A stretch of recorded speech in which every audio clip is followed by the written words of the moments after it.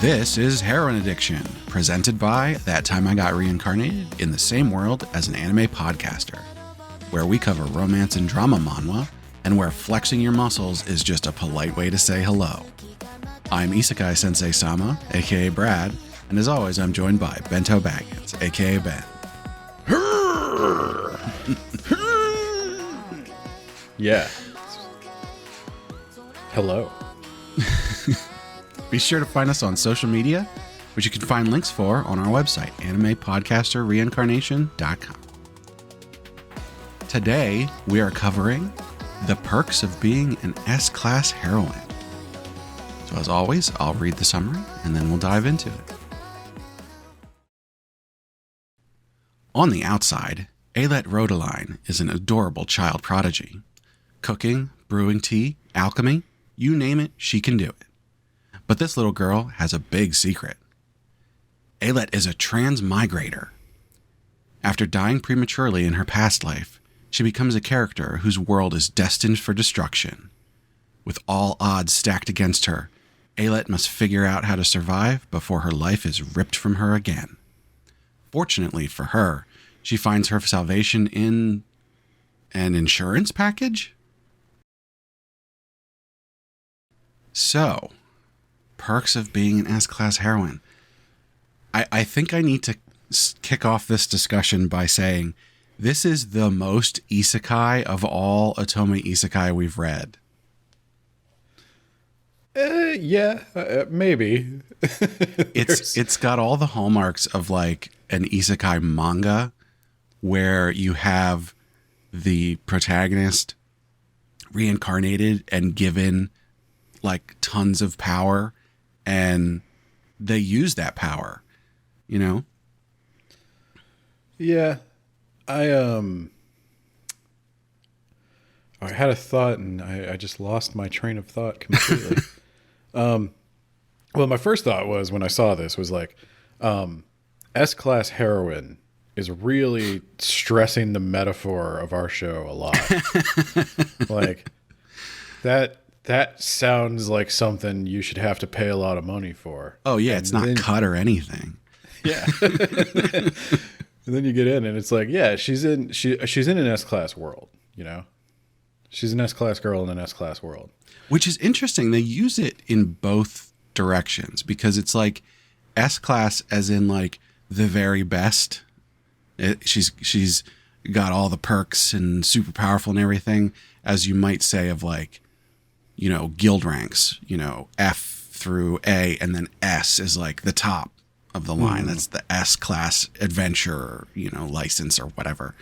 But then like they also use it in the sense of like difficulty level, because they're talking about this world being an S-Class difficulty world that she's in. So, I mean, do we want to start at the beginning? The first things first? Well, that's the very best place to start. Yeah. So she's just your average, and as far as I can tell, this is basically the norm in Korea. She's just your average Korean orphan who is abused by an uncle and aunt after her family's inheritance. It honestly makes me wonder if like anybody has parents in Korea.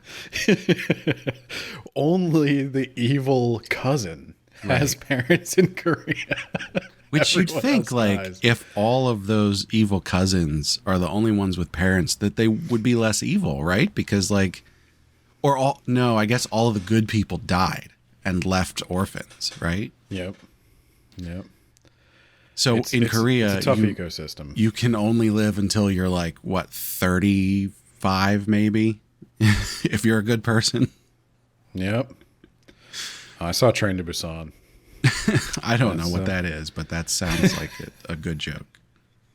It's a horror movie. Yeah, so she's you know, the usual story.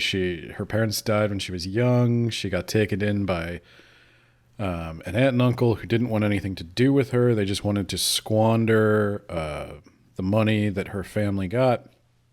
And like all of these stories, she's just about to get out. She's got a down payment on an apartment ready. She's got I don't know if she's going to school or if she's already got a job. Already in school, or out or finished school, something like that. But she's well on her way to finally being independent and getting to live the kind of life she wants. And then, in the background of all this, there's a strange epidemic going on. It reminded me of the Jujutsu Kaisen intro where they're like so many thousands of people go missing every year and crime doesn't account for it. Some of these people are cursed, but no, it's a transmigration epidemic, and there's an urban legend going around that if you get this text, you're gonna die. And it's text. How would anybody outside know that? Like, because the people are dead. That's the beauty of urban legends. You don't have to ask that question. It's like, you know, how you say Bloody Mary in the mirror 3 times and she comes and scratches your eyes out. Somebody should have their eyes scratched out to have had tried that. Yeah. But. Well, see, I have a friend who has a cousin, and the cousin's friend knows somebody who is acquainted with someone who works with someone who has a friend who got their eyes scratched out. So, confirmed. Well, then we should probably go in the bathroom with a flashlight and say Bloody Mary 3 times, see what happens. I'm not gonna, I don't want my eyes scratched out. I just told you it's real. I don't believe you, so I'm going to risk getting my eyes scratched out to disprove you. So she gets the text. Skeptic. She gets the text. And the text is an advertisement for transmigration insurance. Would you like to buy? And as she's considering that text, she is hit by a 14-wheel semi-truck. This is truck stand on crack. Yeah. I was impressed. No coming back from this one. Yeah. That is an American style reincarnation right there. That is a big ass truck that blew her away. And she's got her phone in her hand, and with her dying breath, I guess, she clicks, yes, give me the full pre-ordered DLC package. I want it all, and I want it now. And she gets sent to the, I guess, limbo, the pearly gates or whatever, the place where you wait to see where you go next. And of course, it's a train station. And she's got all of these little spirits going around. I think there's like a floating corgi that's harassing her. And they're like, okay, pick your world. And, you know, she like does a roulette or whatever. And she's like, I want to be reincarnated into a child care novel. And I was like, for the first time, I'm like, my God, these really are the genres. Like, yeah, it's all new to me.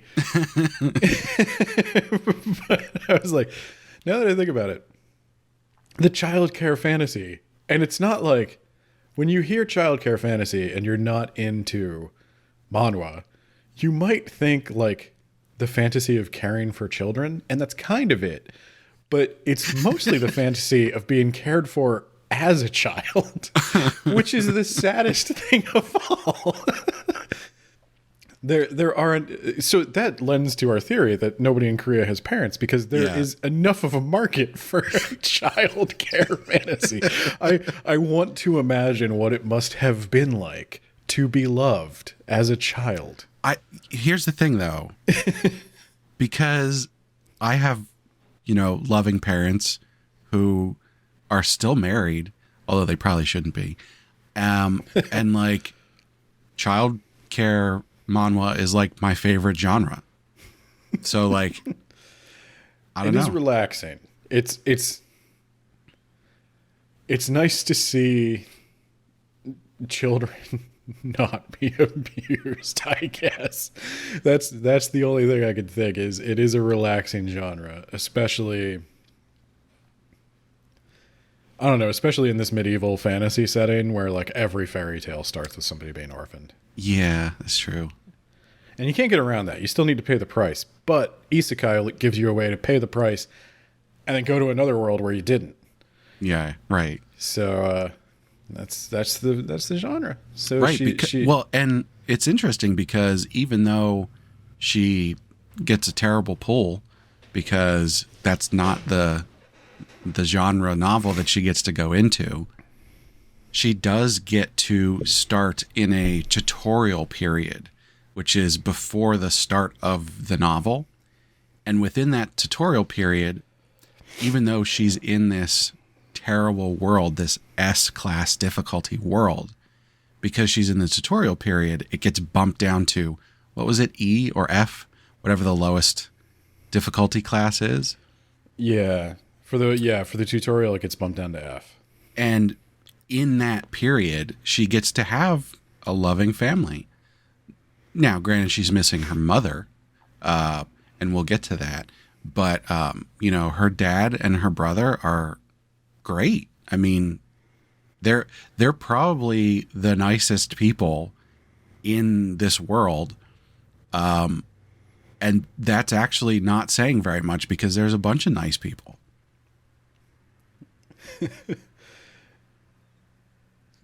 So she gets this assignment, and everybody's like, "Oh, wow, that's a tough assignment. Wow, you're going to be back at this train station." You need to be clear though when you say everybody, because this is important.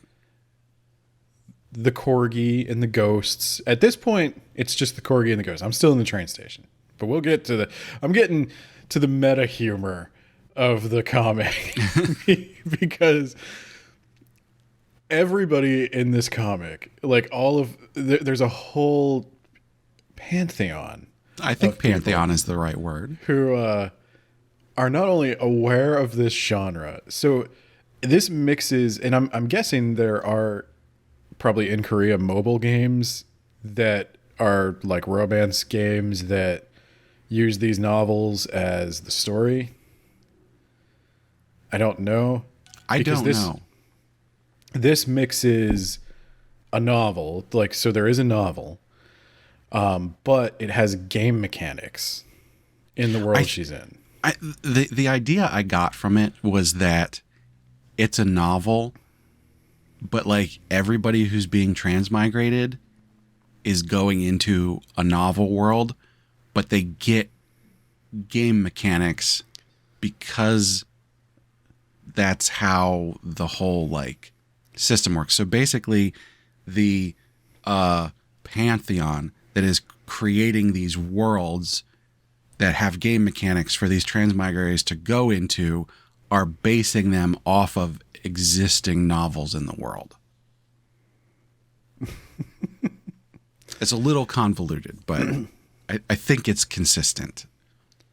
So she winds up in this world, but everybody was relieved that she had purchased the S-Class Transmigrator insurance, which is very expensive and guarantees her certain privileges in whatever world she goes to. And she doesn't really know what that means, but she gets sent in and will have to learn. The thing that made me laugh right off the bat, probably harder than I should have because this is my first time and I'm just barely starting to understand the significance of this, is when they're describing the benefits of the S-Class package to her, they go, "Oh, you'll even have pink hair."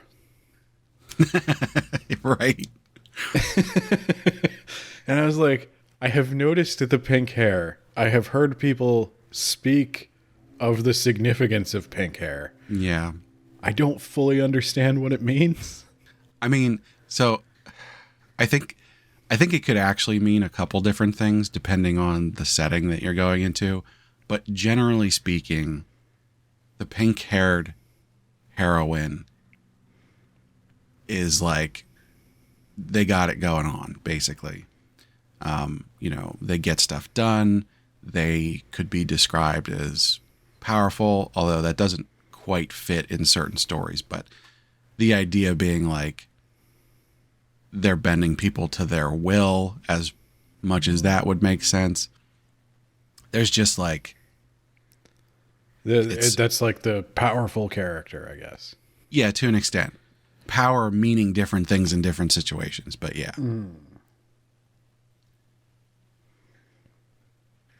It's definitely a trope that you can see in a lot of places. So she's reborn into this world. She's got pink hair.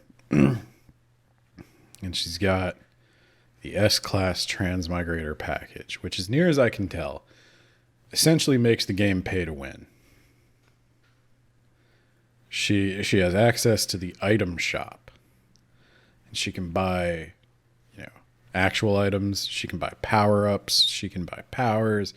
She starts with some XP boost because she got the S-Class thing. So always go for the XP boost. Like every single Isekai, whenever they pick like accelerated growth, XP boost, whatever that perk is called in that world, you become super powerful so quickly, and you just race past everyone else that's got, normal XP gain because, of course, right? That's how XP boost works.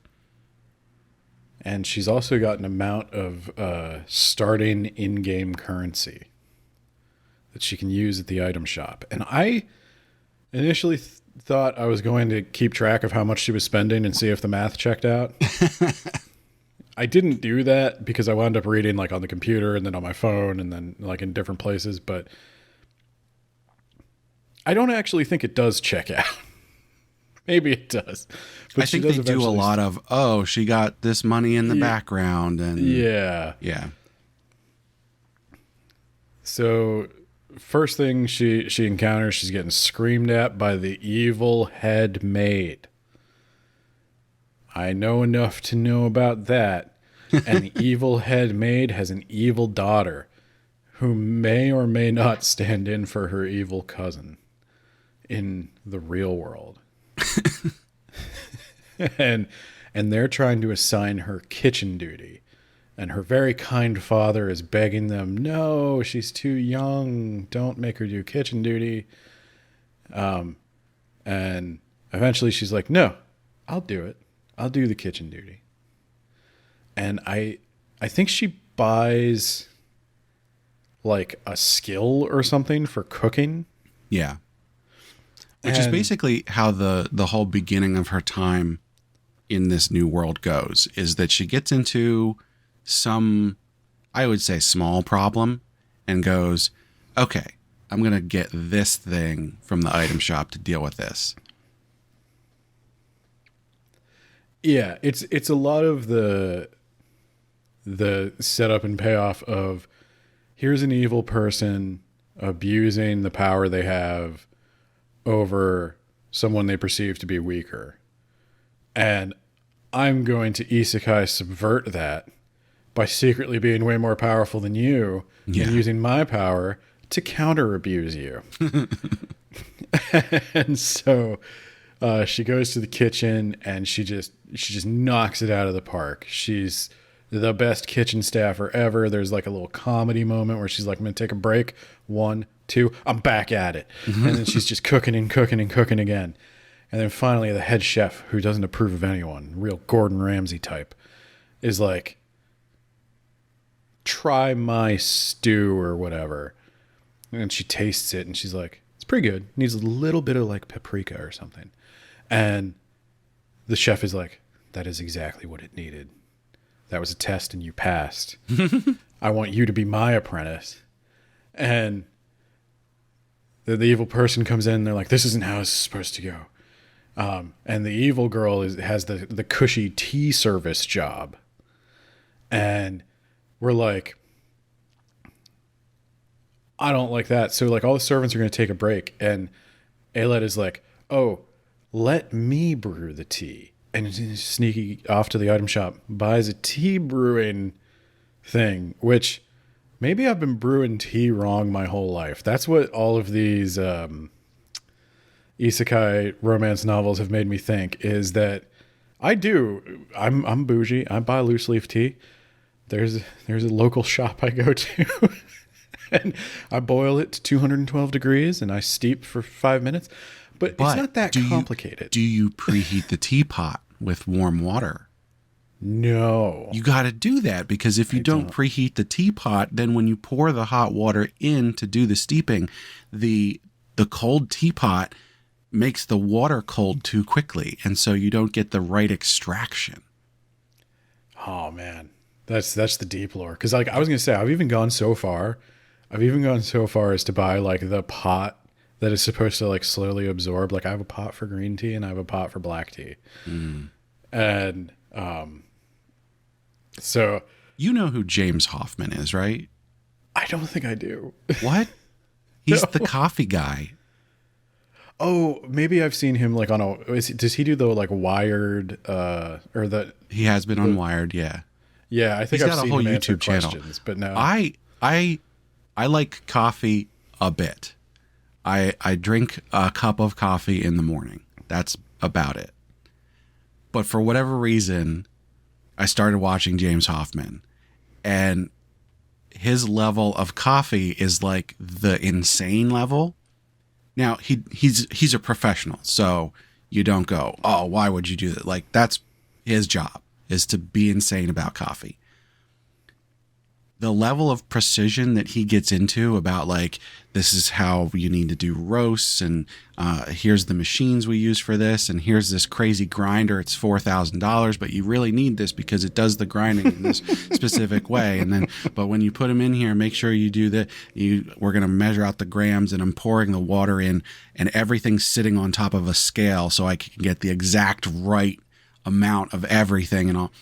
That is the level of precision in tea making that these like nobles get into. Okay, so this poor evil girl was on my level of tea making. She ignorantly thought you just put the tea in the pot, add the hot water, and it makes tea. Ayelet knows she knows the deep lore. She's measuring grams. She's using the metric system. And she brews this tea that may or may not bring the old tea lady to a full orgasm. She tastes this tea and she's like, who did this? And she looks around and it's Ayelet. She's like, you are my new tea apprentice. Fire that girl. She's a stupid idiot. I can't even make she can't even make tea with a tea bag. She's a dunce. And the head maid is like, Spy Family gone. And they're arguing. The chef and the tea lady are arguing over who's gonna get Ayelet as their apprentice, and they're like, you can have her from 10 a.m. to 6 p.m. and then you can get her from like 6 p.m. to 8 p.m. Which so she's that great. Actually brings up an important point. Later on in the story, you get to this point where she's going out and adventuring, and she's doing all these different, like, gaining abilities in this, that, and the other thing. But then she's also got jobs that she's doing, and it makes me stop and go, like, how does she have time to do anything? Like, she's got 14 jobs at this point. I have a keen eye for Dragon Ball Z style mischief, and I cannot help but notice time moves differently in the dungeons. Well, that is true, and I think they point that out.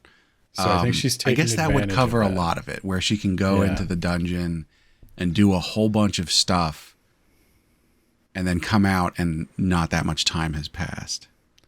And nobody has noticed that she is actually like 30 years old, despite being 12. That's actually a good point, because if she's spending, hours and hours in a dungeon every day, and it's only 10 minutes in the real world or whatever, yeah, she should be aging significantly faster, but she doesn't. Isekai mischief. I don't know. But so I guess I'll yada yada a bit. She winds up. There's a lot to yada yada. Yeah, she winds up deciding she needs to take action to take control of the plot of the novel. So this novel is about a male protagonist who is reincarnated over and over. He lives his life like 50 times. I want to say it was like 117 or something. Oh yeah, no, 50 was just a number I threw out to mean a lot of times. And they do call out very specific ones though. I think 7 was important for something. Yeah, there were 7. She's on the 17th iteration of this kid's life. Right, 17. There was something about where no one is going to remember her in this life. And then when she gets to the beginning of the novel, that's his 17th, and that's when she actually is there. Yeah, I remember this part. So the deal is the world state gets reset whenever this kid dies. If he dies before completing his mission, he just goes back to the beginning. She is only part of the 17th iteration. If he dies and goes on to the 18th, he will remember her.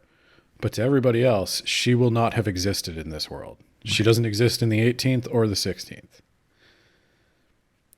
So essentially what they're setting up is this has to be the final iteration. She's got to keep this guy alive. Which is going to screw up the novel. That is going to screw up the novel. And this is where we get into it. So she's thinking about how am I going to keep this guy alive? What does he need from me? He's a good warrior, but he is kind of viewed by his church as disposable. So they don't hook him up with any good healers. He doesn't have a lot of support. So she wants to be able to heal and support. So she's going to take like a cleric I think they role. call them stigma bearers. Yes. Which is interesting from a religious standpoint, but I won't get into that. So she goes and she wants to take like the cleric class or whatever. Or actually, so we touched on dungeons, but there's something important that happens before she gets to, trying to find Teslid. Oh, you're right. You're right. I yada yada too much. Too ambitiously.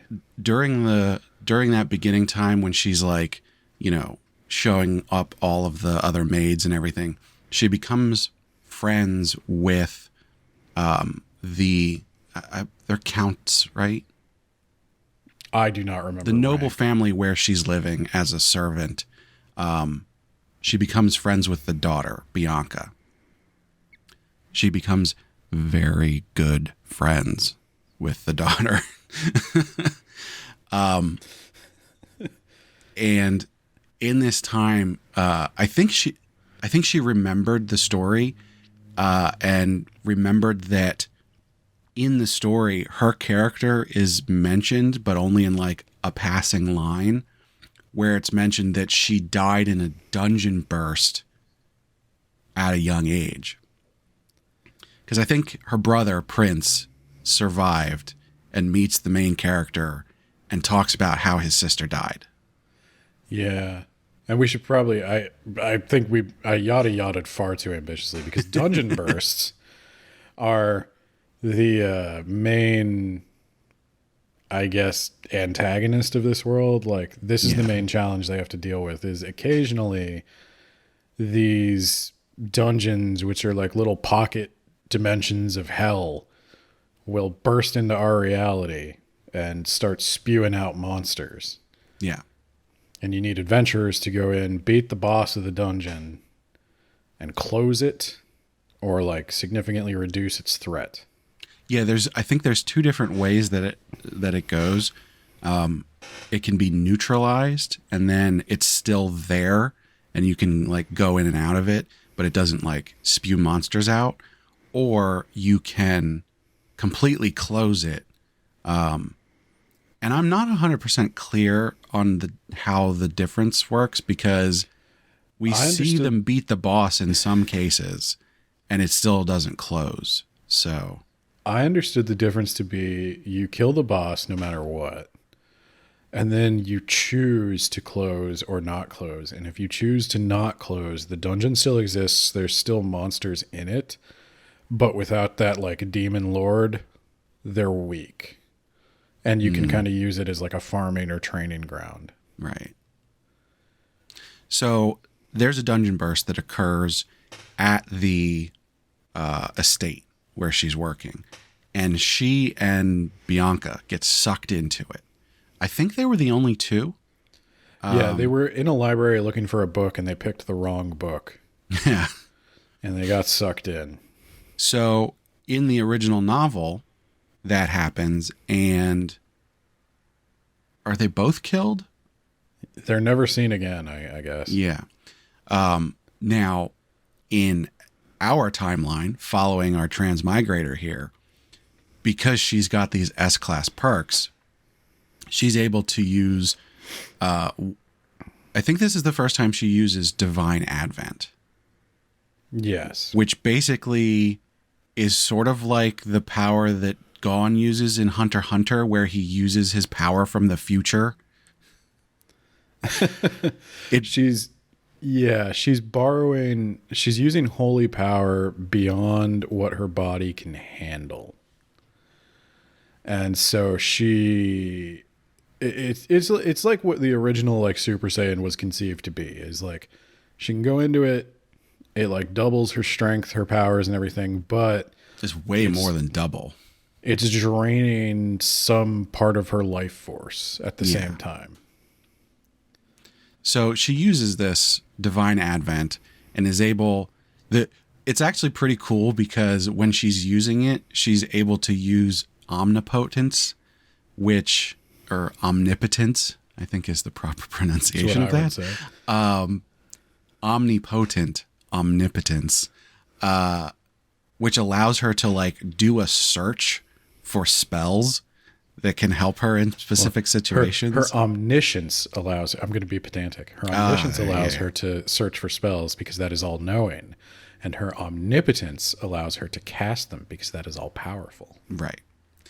So she finds the spells that she needs and she casts them. It's super powerful. She's basically able to deal with this dungeon very quickly, save herself and Bianca. But when she comes out of Divine Advent, she collapses and is like in a state of coma for like, I think it's 2 days. It might have been 3. Yeah, it's always 2 days. And that's also where she acquires herself a god. And that's when we start getting these pop-ups like in the game. In the comic. Of all the divinities who have decided to start this transmigration nonsense in the first place. And they are comically portrayed as like a game development team. Yeah. And she is the devotee of the voice that shapes the world. And he is, I guess, the programmer. And I forget all their names. Do you have them written down? I don't. The one that I remember off the top of my head is the architect of, oh crap, what was it? Of the tower? The Tower of, there's a specific name for it, because it's like, it's like it's not the Tower of Terror. But it's something to that extent. It's a bad tower. Right. It's an ominous tower.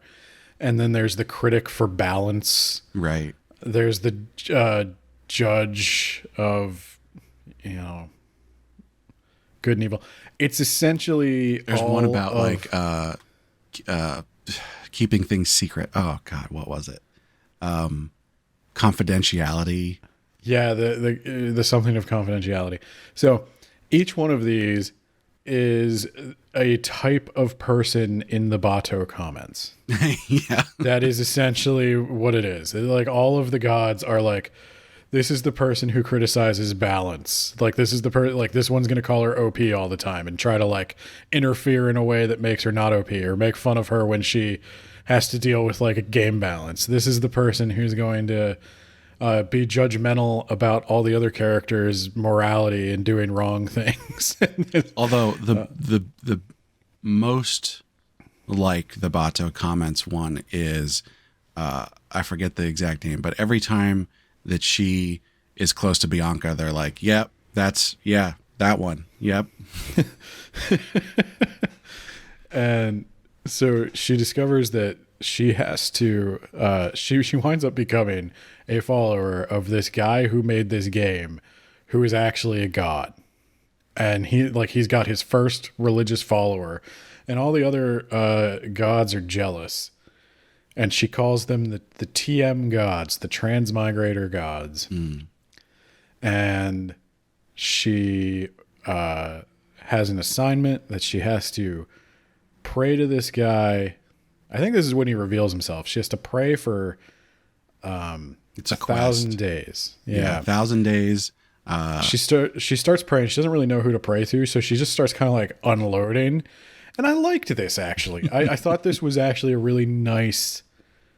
it was a really nice chapter where she talks about all the stuff that's happened to her and how it made her feel.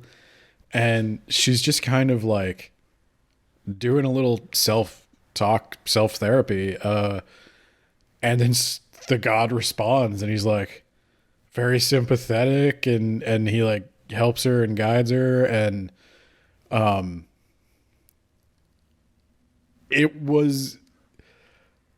You say this is the most isekai comic we've read, but I'm going to say maybe it is. But like, I have this perception of isekai where it's like the trope of unearned power.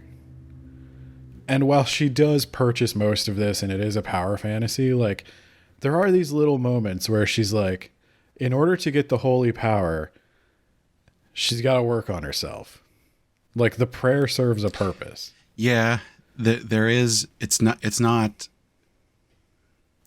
all immediate power. There is a bunch of immediate power that she gets, but also she does need to train herself and get stronger. So yeah, to the point where I fell into the novel's trap of I'm arguing with the gods. I'm like the god of like balance or whatever, the critic of balance. I'm like, look, yes, she's overpowered, but have you read the rest of these? Like, leave her alone. She's working. She's doing stuff. I stick by this is the most isekai. So yeah, there's somewhat of a difference in that the majority of isekai are going to give the transmigrator all of the power right away. But there's also enough of them where they get a lot of power, but they still grow through it. So I think that's what I like. And I think that's the key to making an isekai work for me. Well, and I think that was like with Faraway Paladin. That was I wound up liking that one. Well, and in Faraway Paladin, he doesn't really get any shortcuts. No, just that he has the best trainers, the best. Right, his shortcut is he gets to train with like the best of the best. That's the real life OP. Right, my shortcut is I was born wealthy. Right. in a Went first to the world best country. schools. Yeah. Had the best tutors. Yeah. I was set up for success from the very beginning. Got magic bread every day. Born on third base, hit a home run.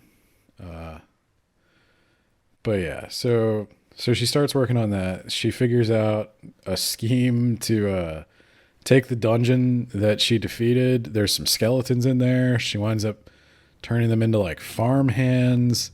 Which they are really into, by the way. They apparently were like these warriors. I loved this backstory, this little backstory for the skeletons of like, there was a king and his warriors, and they were on their way back from a really tough battle. And the king was like, you know what? I'm going to try farming. I just want to chill out and farm.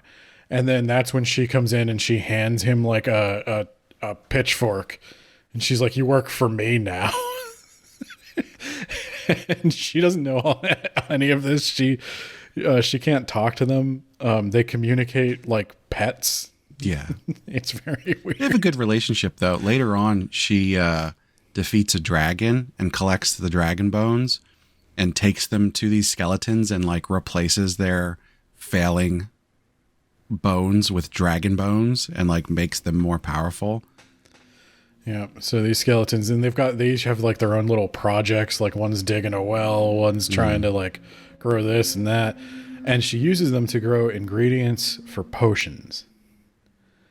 And she uses those potions to sort of like set her dad up for success.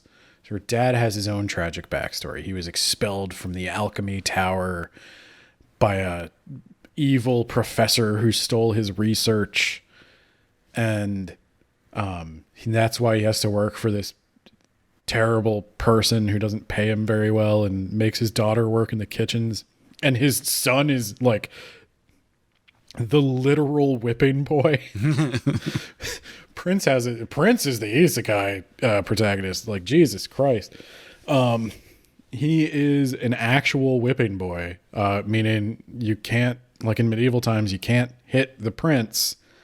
So you give him a friend who he gets really attached to, ideally, and you beat the friend whenever the prince does wrong so that the prince won't want to see his friend beaten. It didn't work. If you've read anything about royalty, it didn't work. They're all terrible. And this guy hates Prince. He's jealous of him.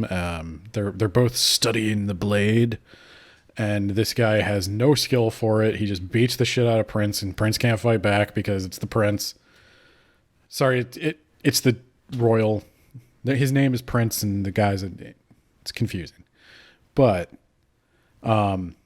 eventually she takes care of that for him too. Yeah. And she hooks her family up, so she gets her dad's business going again. She gets her brother.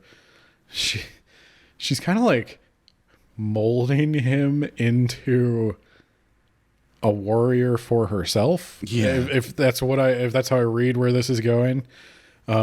She takes the alchemy skill as well. She becomes a skilled alchemist. She starts feeding him all these like potions and stuff to like make him strong and better. And he has some natural talent as well, so that helps. And well, in the original storyline, he goes off to the academy or whatever, and becomes, I don't know if it was an officer in the military or something like that. Where he's skilled without her, and that allows him to meet the main protagonist, Teslid, in the future. But in this timeline, she sort of accelerates that and like gives him a head start and like is going to make him even better than he was in that original timeline. Well, and there's like a butterfly effect thing. And I actually also thought this was kind of smart because like it doesn't all just come out of nowhere. The things she changes start to add up to bigger changes, and you can see the logic in it. So Alet saves Bianca. In the original, Bianca died. Then Alet finds out that Bianca's brother is beating the crap out of her brother, and they go up there and they interrupt it, and Bianca is there now to reprimand her brother. Mm-hmm. So a royal reprimands the royal and puts a stop to it. And so Prince is actually able to fight back. And so when she starts giving these potions to him and he gets like superior reflexes and stuff, the kid can't even touch him anymore. Right. So he doesn't have to hit him to win. He can just frustrate him. I forget how this happened exactly, but she also like wins over the Countess, Bianca's mother, in some way. Because she gets the beauty potion. She gives her a beauty potion. And then she comes to see the alchemist with her daughter. And while she's there, the headmaid's daughter is saying about how like she's gonna marry the countess's son, the future count, I guess, and she's gonna become a noble, and if that dumb countess lady who was a low-born commoner can marry into royalty, so can I. And Ayelet's like, oh, please tell me more and loudly about what that plan of yours was. And so she does. And then, like, of course, the countess She's standing right behind me. Isn't yeah. She? Yep. And they get expelled, right? They get expelled right away. It's another problem solved through her own cunning.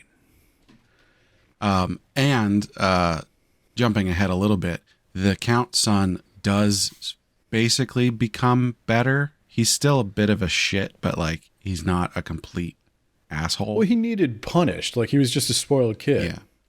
And also good luck taking over the county because Bianca is aiming for that at this point. Well, I think their challenge is like they're not a super wealthy county at this point, but they're famed for producing good knights, which they haven't done in a couple generations. So Bianca's this like master businessman crafting all these like policies and stuff. And the son, I think, will eventually become at least a competent knight. In the original novel, he paid his way into it. Right. But since she knocked him down a peg, he has become competitive in a healthy way with Prince. Right. And that's making him better. And they're going to the knight school together, and they're going to learn how to actually be knights instead of just buying a title. Okay. I think we need to go back to go forward. Yeah, we need to go back. That's the time skip Which thing. is, so we've established she has made all these changes by successfully defeating the dungeon, having no casualties. And then we're going to she's going to meet the protagonist. So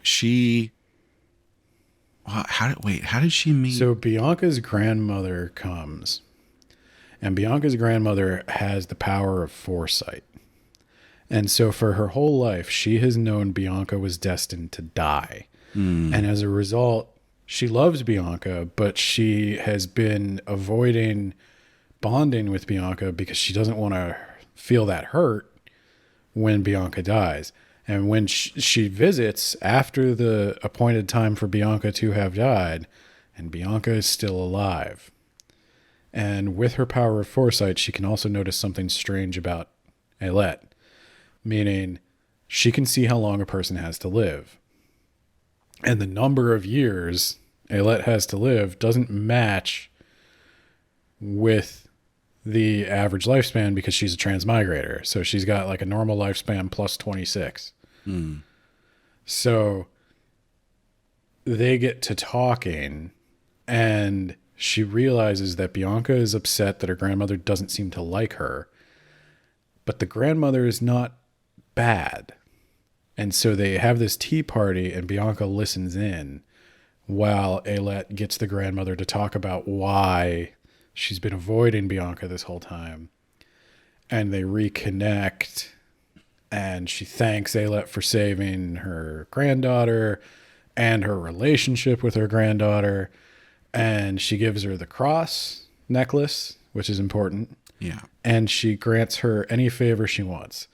And Ayelet wants to meet the protagonist, but she can't while she's stuck in the tutorial. But there's one loophole that the voice who shapes the world warns her about, which is if you can create enough plausibility in the story for your character leaving, we have to let it happen. And so that's the favor she asks for. She wants to see the holy cathedral or whatever. And that's where the protagonist is. Right. So they travel, and what Ayelet knows is that prior to the beginning of the novel, there's the dungeon burst that happens at the estate, but there's another dungeon burst that happens at the is it called the Vatican? And they call it the Vatican. Yeah, they do. Whatever that central religious, place is, which is a different country from where they are, but apparently they have free travel. So there's a dungeon burst that occurs before the story starts where Teslid gets sucked in, and he's the only survivor out of like 40 kids that get sucked into this thing, which, because this is like a horrible, horrible novel, that's like a horrific thing that happens, right? All these kids get killed. And we actually find out later, it's even more horrific because one of his not friends' friend, another stigma bearer, is actually like, Teslid, you're the most powerful. You have to survive. And so he does something pretty horrific to make that occur, because the condition for this dungeon that has like a full-on demon lord in it, the demon lord is like, hey, only one of you is going to survive. The last person who is alive gets to leave. So Eyelet sort of maneuvers herself so she's there at the time of the dungeon burst. And so she gets sucked in as well as all of these other kids.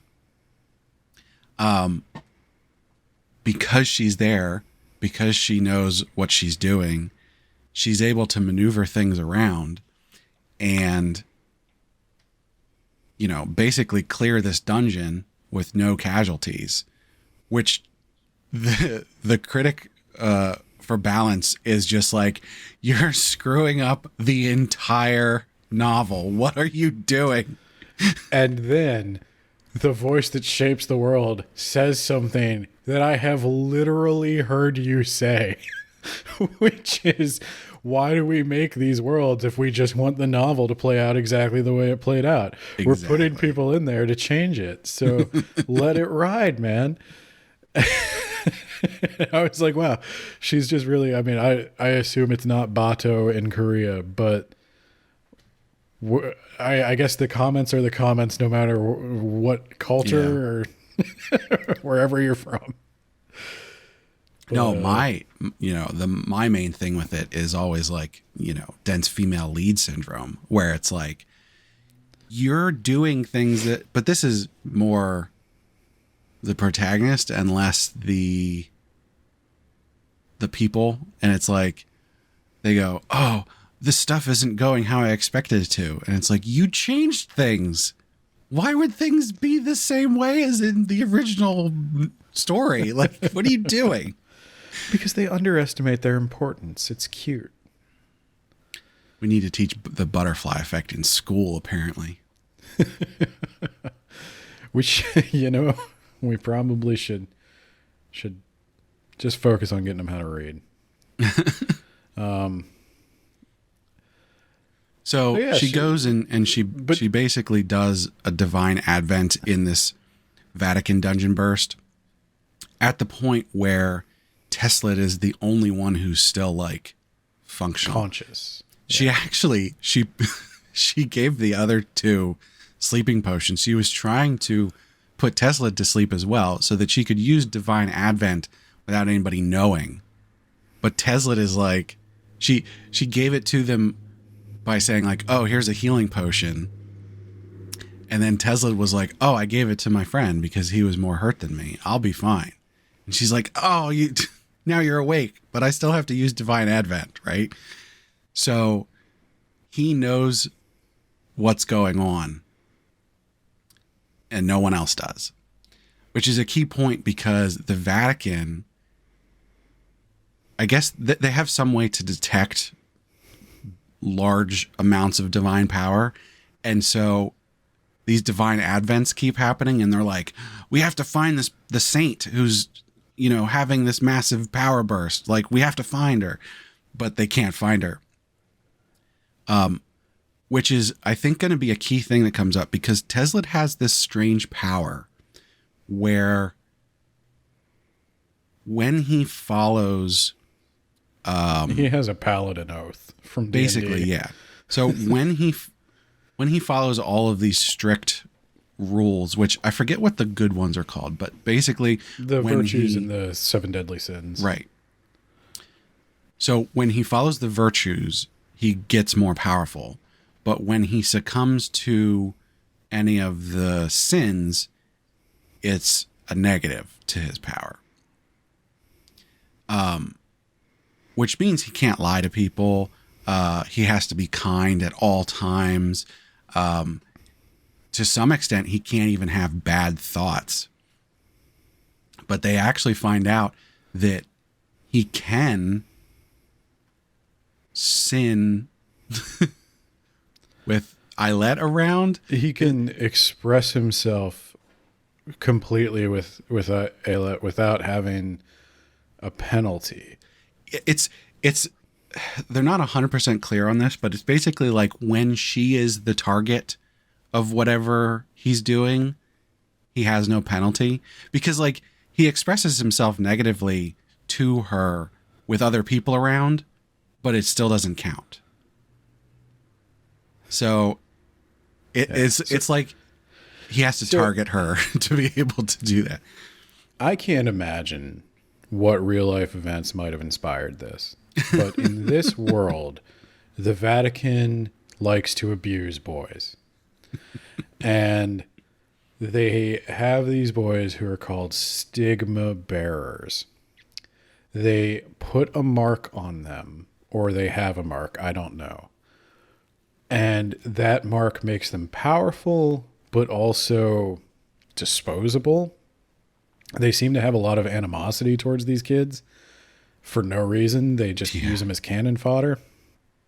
Even though they're kind of like the best defense the church has. It really, there's some mystery there that is yet to be revealed.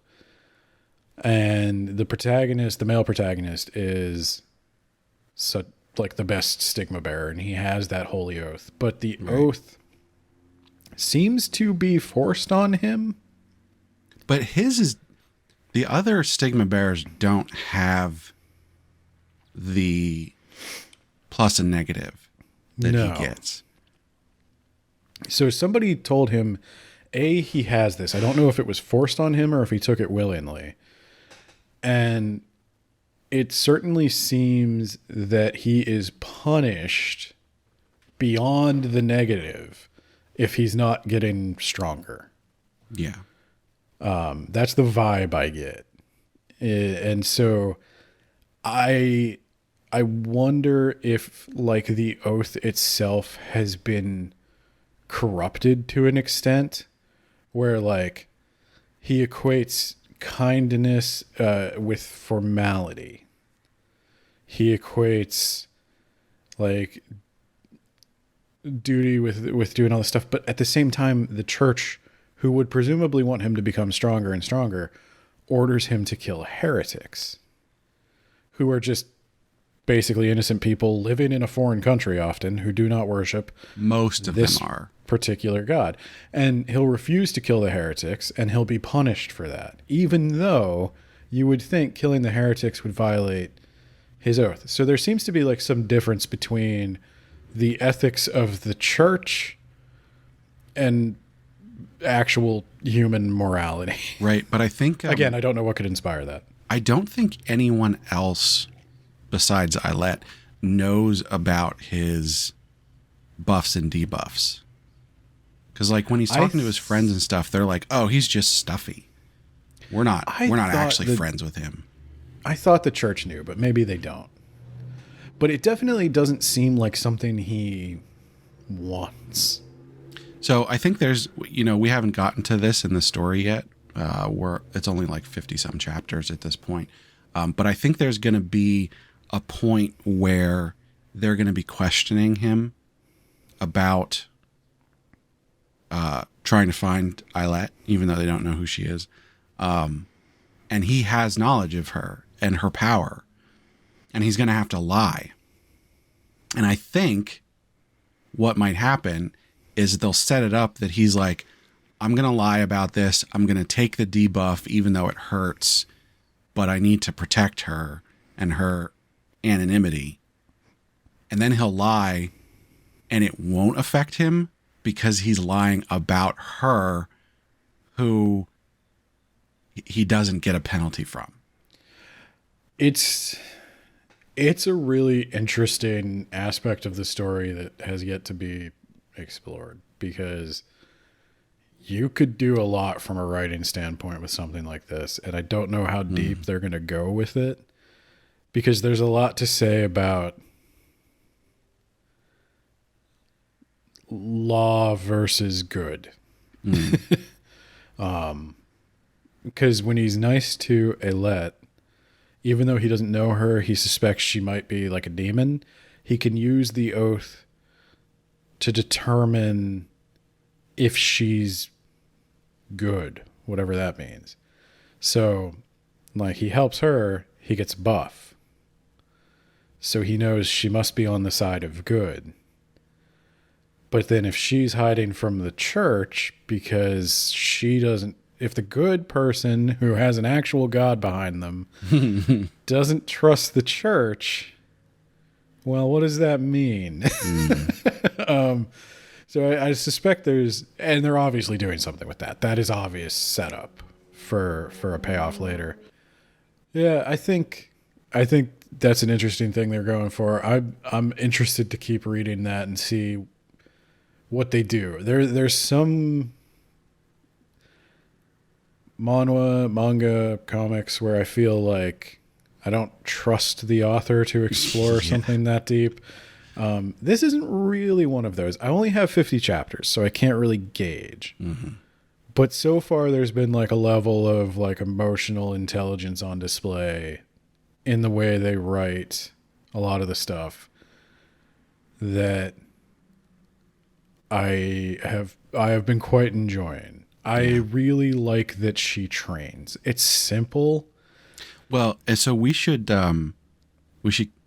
take the summary a little bit further, because we don't really get to real training until after the dungeon burst at the Vatican. Yeah. So after she uses this divine advent for the second time, she goes into her coma to recover. And during this time, the cross necklace that she was given by, what's her name? Katla, I believe is her name. The grandmother. Katlia. Cattleya.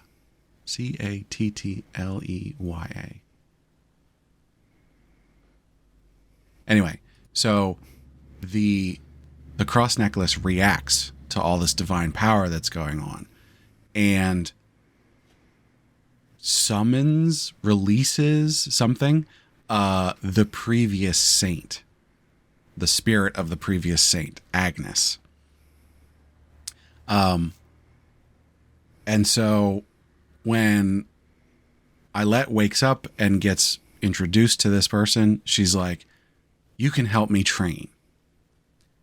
So she starts this training arc, basically, where the previous saint, who happens to be a very, very harsh drill instructor. Yeah, and like Saint, in a lot of these, you think kind of like a magical girl. Now, Agnes is like straight up like paladin, whip sword, like she fights. And I don't often laugh at visual gags, but it actually got an audible chuckle out of me when she put on the sunglasses and the drill instructor costume and just started going ham. Yeah. Now, she starts training with Agnes, and, that's all well and good, but Agnes is a drill instructor, and she's just running her ragged. The voice that shapes the world sees how hard this is on Ailette and is like, I feel really sorry for you. I have a bonus for you. And gives her, I believe it's 30 packs of 100-year ginseng. Yep. Which, when Ailette takes one of these packs, gives her basically infinite stamina. I think it's for 2 hours. Yeah.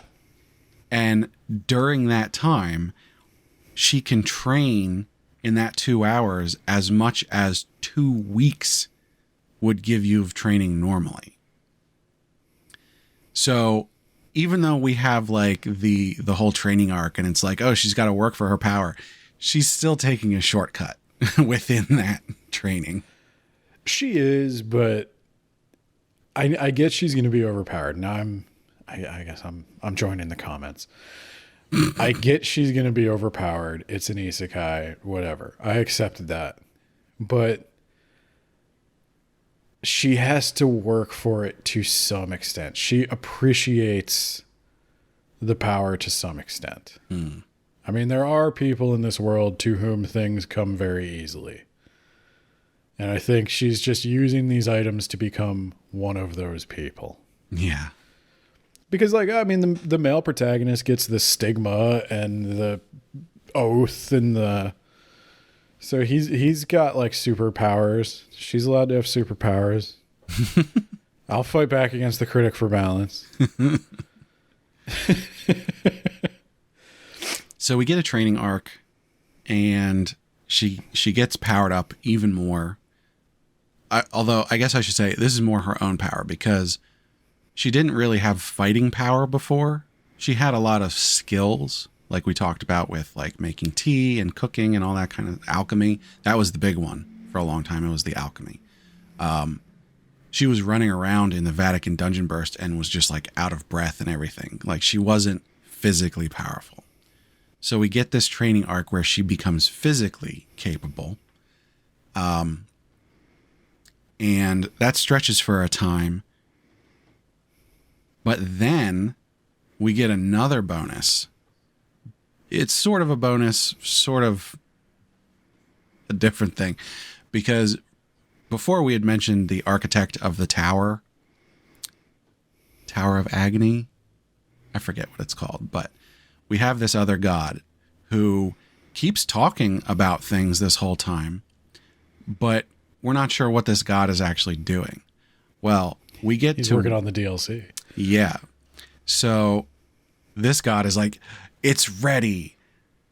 And she basically gets a dungeon that she can go into at any time from anywhere that she can train in. So there's like 300 floors, and each floor has a boss monster that she has to defeat to get to the next floor. And she uses this for, it's like 300 floors or whatever. She uses this as like a training ground to just become like way overpowered. During this time, Prince goes to the academy and he levels up at the academy.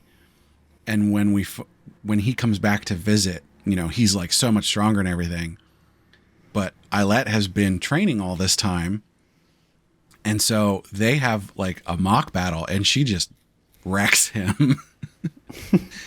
Which is supposed to be like the guidepost that we at as the readers are seeing of like, Prince is at like a very high level for this world. And so she's even farther beyond that.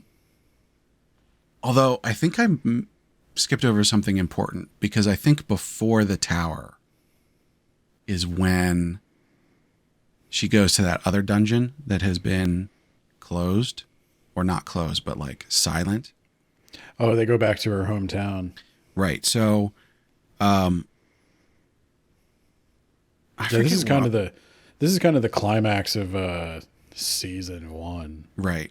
I forget why they wanted to do this in the first place. Oh, she's given a quest. The voice of the who shapes the world gives her a quest to visit her hometown. And so she's like, okay, that sounds fun. I don't see, what the reason is for this, but that'll be a nice thing. And so her and her dad and her brother go and visit where they used to live before they came to the county. And they lived in this tiny little, basically a shed, but it's like 1 or 2 rooms.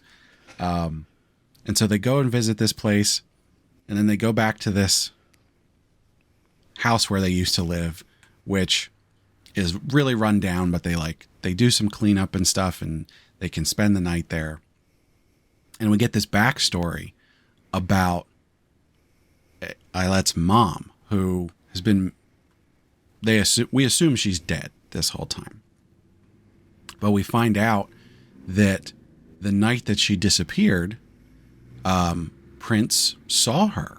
She was out front, and she was holding some gardening tools, like a rake and a hoe or something like that.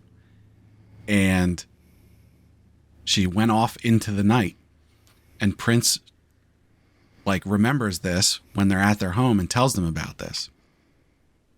And so Ailette's walking around we went through the whole town. I'm here at my home. The quest still hasn't been resolved. What's going on? So she pulls up her map. Did we mention she's got a map? An in-game map. Does. I mean, yeah. So she pulls up her map and goes, what else is there left to explore? And then she sees this big empty spot off into a forest somewhere that's sort of near her house, her old house where they're staying right now. And so she goes, this must be the last place I have to look to finish this quest. So she goes and she finds this lake, and she's like, wait a minute, this lake doesn't look natural. It's perfectly round, and the sloping of the sides is it looks like a crater. And it's oh, this is a dungeon burst. And so she goes into this dungeon. And the dungeon is done. There's no monsters coming out of it. It's just a completed dungeon that wasn't ever closed. And so while she's exploring this dungeon, she's walking through this sort of desert area where it's there's lots of sand blowing. She can't see where she's going. And she trips over something that's buried in the sand, which is where we find Fenrir. Heath Fenrir. No, just Fenrir. Daddy Fenrir. We found, we met Fenrir earlier because he was a consumer of their potions. Now, they had never met before, but he was mining, and he is a muscle daddy.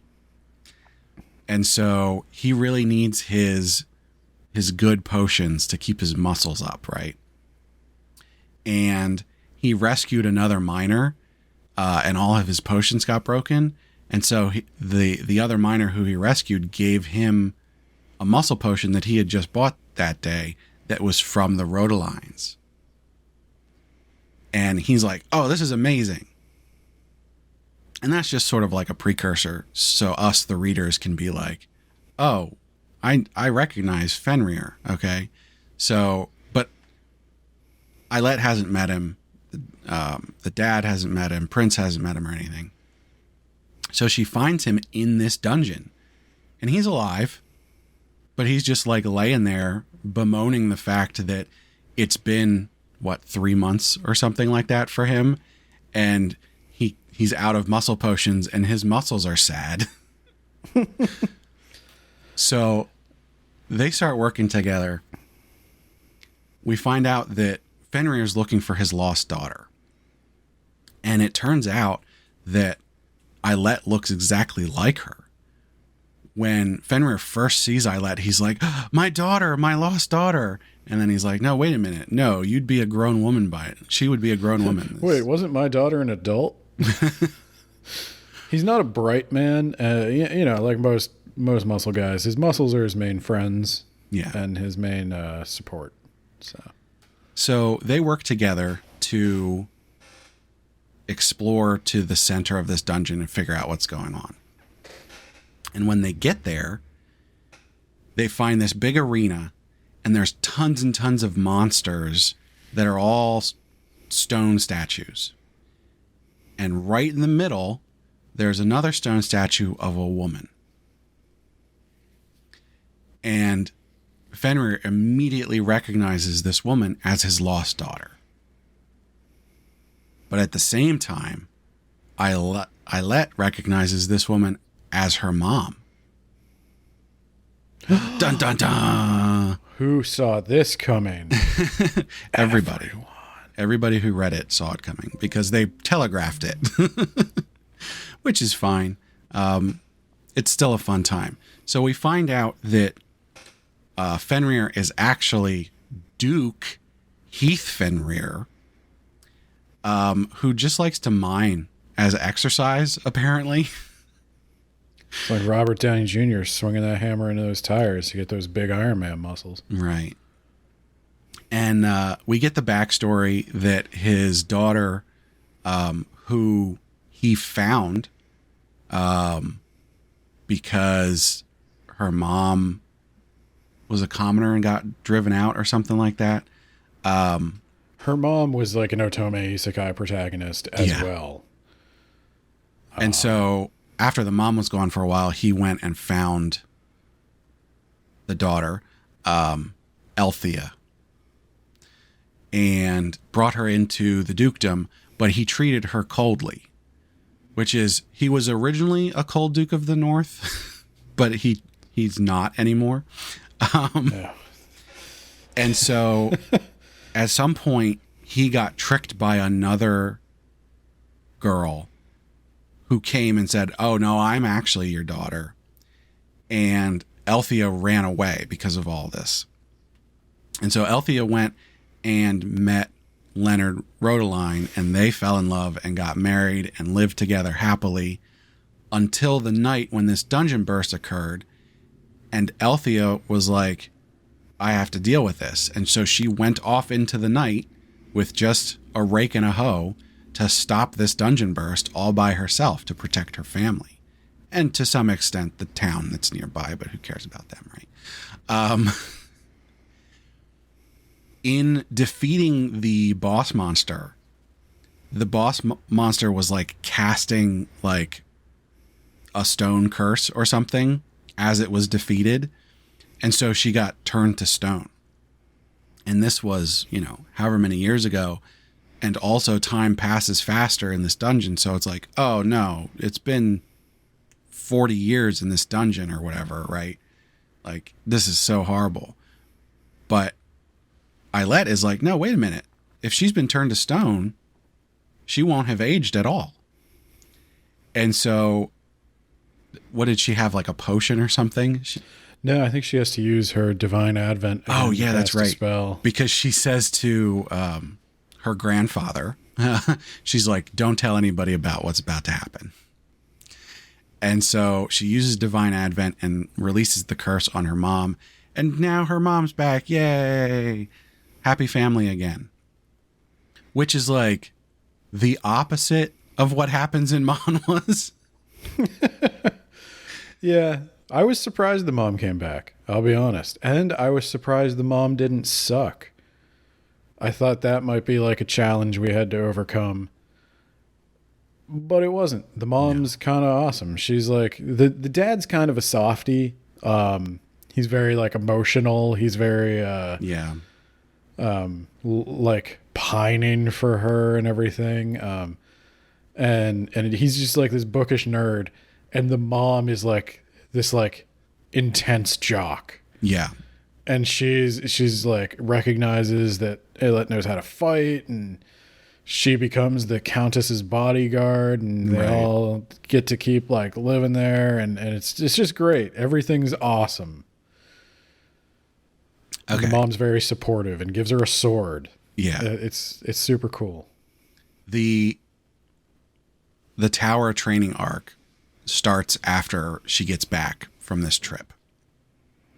So she's got her mom back, her brother's doing great, her dad's doing great, her life is going just great. And she's training up, and then we get to do a time skip. Because we don't need a montage, we need a time skip. We kind of did need a time skip because this tutorial has been going on for a while. Yeah. So we get a bit of a fast forward. She's beating the tower. Each level of the tower is taking her longer and longer to complete, but she's doing a great job. She's getting through them. She's getting some nice rewards. She's, getting more powerful and everything. And she finally completes the tower, and she gets a cool sword from one of the 7 dragons in a row that she has to beat, where they're like, come on, architect, this is just lazy. And then once the tower's complete, she also completes her pray 1,000 times quest line. And so when that happens, she gets upgraded to an actual saint. And when this occurs, the people in the Vatican are like, oh my God, the saint has awakened. We have to find her. We already knew that there was something going on because of these divine advents that we felt. But now we felt this massive burst of divine power that is like the saint's awakening. And so, an actual holy person in the world. Why don't they want to talk to us? So up to the last chapter that I read, we get to right before the start of the main book, if that's what we're calling it, the novel, which leaves us at a sort of a weird spot, because all of the stuff that's happened up until now has been within this tutorial period where it's not actually the main story that occurs. And so I'm wondering, is this going to be, is a lot of stuff going to change? Or are we going to get into the main story, the main novel, and things are going to go really, really bad because it's, S-class difficulty world. And she's been living in an F-class difficulty tutorial this whole time. I don't think they're going to do a whole tone shift, but I do think there's going to be some darkness. I think we got to figure out what's going on with the church. They're not cool. I don't know what that is. We haven't met any Imperials or the main kings. And we got to figure out what's going on with this. I don't know if the church is the one doing all this or what, but there's demon lords that are aware of the male protagonist and are out to make him suffer. So they're going to have to overcome that. So I think there's some human enemies, some supernatural enemies. I like that it's set up. I got to say though, I am surprised that they called season 1 where they did. Yeah. Because it feels like chapter 50 was okay, that's season 1. Right. You had to, why would you end the season and then come back and have 5 chapters and end the tutorial? Right. I don't know. It's, I can't speak to their organization. Maybe that's more to do with, time crunch or availability than anything. Maybe. But no, this is a good one. So, anything else we want to cover before we jump into the rubric? No, I think the rubric will guide. I think that's the story. I mean, I hope you've read it already, because the summary is probably a lot more meaningful if you're able to fill in the many, many gaps. Yeah. But yeah, I think those are the main things we're going to highlight in the rubric. All right. Well, let's jump into it then. Oh, there's something interesting here, because I've been hearing a lot of talk about the Teslet is the male lead, and there's going to be this romance between Eilette and Teslet and all this stuff. And you can definitely see that that's where they're probably going to go with it, especially considering that Eilette doesn't affect his debuffs. And so he'll be able to express his sinful desires with her without experiencing a debuff. Yeah, I'm uncomfortable with the messaging on that, but we'll see about. We'll see they're where not. they go with They're that. not going to be children anymore. So No. I mean that him, like, I don't think partnering is sinful. Like, I'm interested in what they do with his oath and what the oath actually means, because that there could be a moral undercurrent where I like disagree, but I don't think that's where they're going. yeah.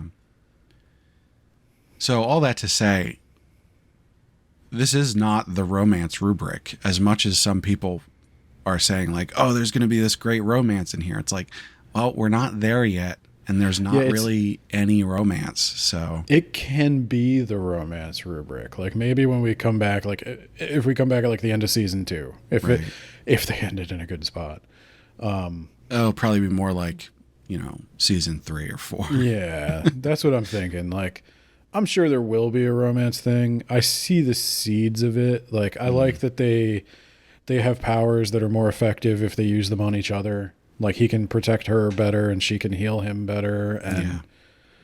And they're obviously setting that up. They're obviously foreshadowing it. But is it going to be like, is this Ilette's story and he is a love interest in it? Or is it a love story? Right. Right now, it's Ilette's story and he's just a love interest. Although not really even at this point. Like I don't think she really feels much of anything about him besides like, oh, he's the main protagonist and I want to like help him out. Whereas he obviously likes her because like, he thinks about her and he caught feels, but like also, how could he not when she's got that pink hair? Well, no, I was going to say literally the only person he's ever been able to feel comfortable around. Right. Like that's not romance yet. That's just two people who are kind of interested in each other that could become romance. Certainly could. And like you said, will one way or another. But will it be good? I don't know. I can't judge that right now. Right. So if you're scoring along at home, we're going to be using the non-romance rubric. The romance rubric isn't actually up on the website yet because we haven't used it yet. But if you're listening to this in the future and you want to play along, we're using the non-romance rubric. Something that I have failed to do so far, but I will be doing starting this episode and going back and filling in the previous episodes, is actually putting our scores for the rubric up in the description. Ooh. That will only be on the website. So if you're listening to this and you look in the description on your podcast app and you don't see that, you got to go to the website. You can leave comments there. So that's where I will be putting the table that has our scores in it. So, all right. So we're going to kick it off with content and ideas. And I'm going to give this what might be a bit of a controversial score here. Oh my. Because I'm going to give this a 3 for content and ideas. You monster. Yeah. The reason that I'm giving it a 3, because even though I think a lot of the plot points are developed fairly well, I think overall this isn't original enough for me to give this a 4. It pulls so much stuff from other isekai and uses so many isekai tropes that it's sort of, it explores. Realistically, I'd give this like a 3.5, but we're not giving half scores here. So because it uses so many of those tropes and it does that, power fantasy stuff so much, I'm going to have to go with a 3. So I went with a 4, and that could be my lack of consuming as many isekais. Like, Well, I think four is perfectly fair. it seems, I wouldn't say it's like brimming with originality, but there are a few things I've seen here that I haven't really seen before, which, the meta humor, I mean, I've seen meta humor before in these, but like the gods really kind of take it to the next level, and it weaves into the story in a way that's not too intrusive. Yeah. And is actually kind of funny, and it's interesting to see the gods like change their relationship. And I also do enjoy the joke of them being office workers. I also really like, and I don't know if they'll keep this up because I haven't seen it in the last, say, 10 or so chapters, but the butterfly effect of, because Bianca's there, the brother changes, which means Prince changes, which means like, I liked the cascade of changes that seemed really well thought out, really planned out. Right. If they can keep that up, that would be something I personally haven't seen before. Yeah, I think, you know, a lot of the stuff in there is really good. For anyone who doesn't read 700 different isekai, it's definitely a 4. I will give you that. But personally, I can't put it at a 4 just because of my curse of knowledge. No, I can see that.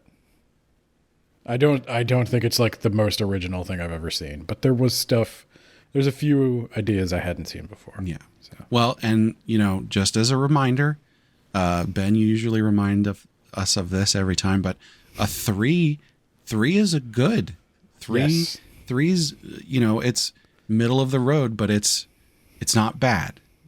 It's just not great. Yes. So pacing and structure.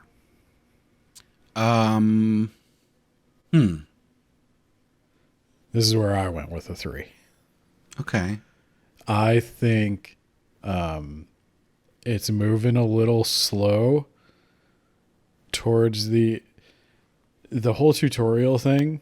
I think it would have helped me a lot if they didn't call it the tutorial. There's certain limits put on the story in a way that they spend a lot of time focusing on, it's a tutorial. We got to get around it being a tutorial so that you can go outside and you can, who cares? Just why is it a tutorial? Just make it not a tutorial. I think I'm also going to go with a 3. I feel like if this series goes for 250, 300 chapters, that the pacing of this section of it is fine, but taking it as it is on its own, the pacing of this part of it doesn't really satisfy me. No, and there's, again, I don't know how much say the writer and artist have in this sort of thing, but like where the season ended made absolutely no sense. Yeah. The things they call finales are not finales. Right. So I'm a little concerned that they don't know where the interesting beats are happening. That could be a problem that compounds in the future. So yeah, you know, it's all subject to change. We say that every time too, is that when you're looking at part of a story, some things start slow and pick up. Some things go really quick and slow down. I'm not going to say this is the forever score, but there's room for improvement. Yeah. When you're good at everything, this is a problem a lot of isekais have. When the character's got to be good at everything, and you got to establish that she's good at everything, and I eventually get sick of, okay, I got it. She's good. She's good at everything. I got it. But I like that she has to work. I'm not saying I don't want to see the training. I'm just saying I don't need to see her train in alchemy, cooking, tea, fighting, praying. Yeah. You could, I didn't need really probably tea if I were to make a cut, but Yeah. So as opposed to content and ideas where I think like for me to bump this up a level later on, it would have to do something really original and surprise me. With pacing and structure, I can see this getting a higher score later on somewhat easily.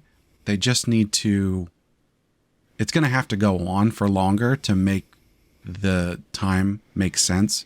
But I think that could easily, more easily be bumped up.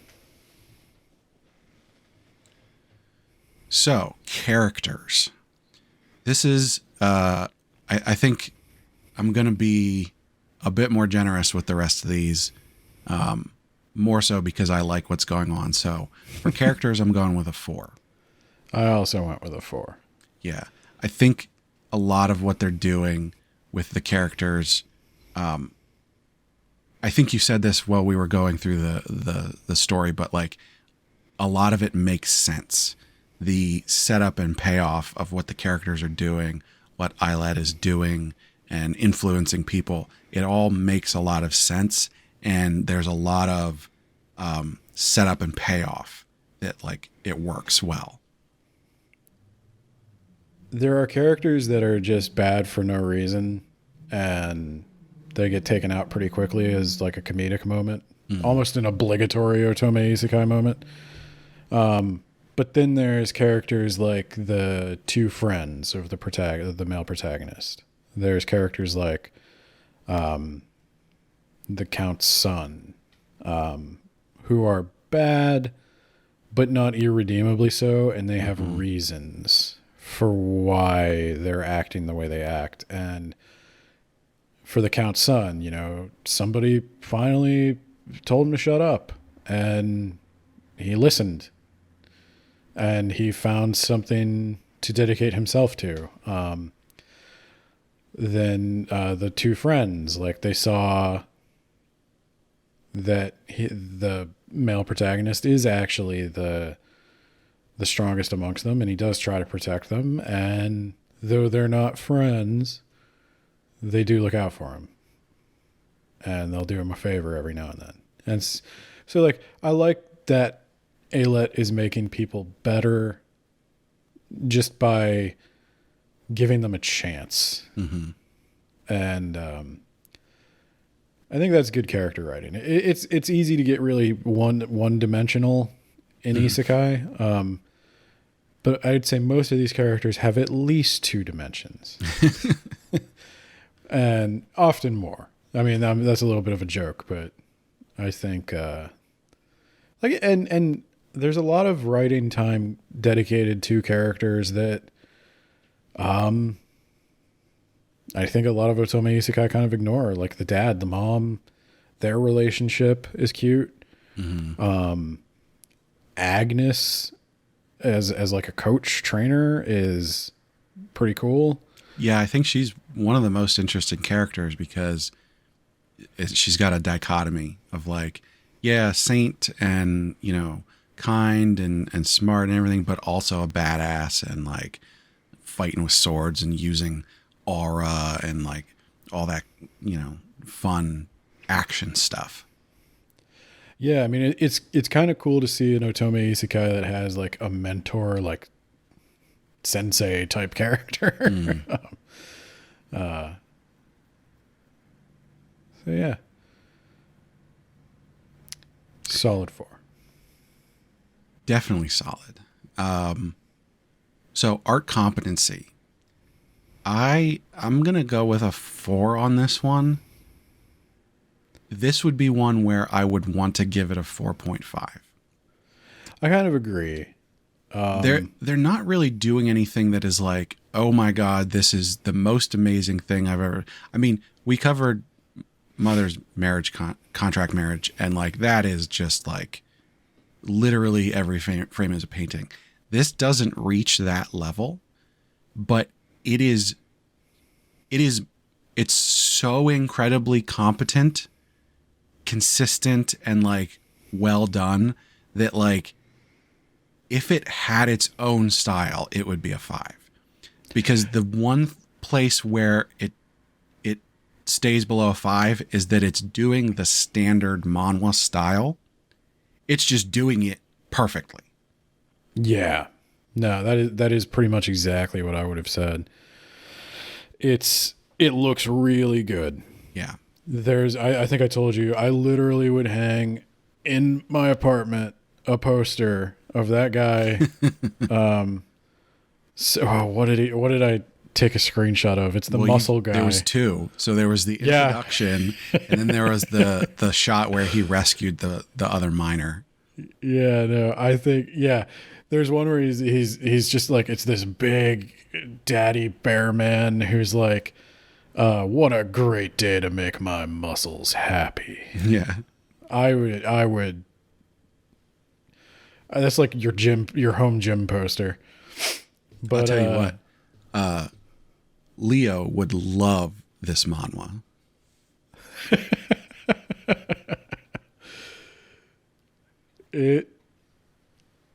Yeah, I mean, when it's good, it's really good.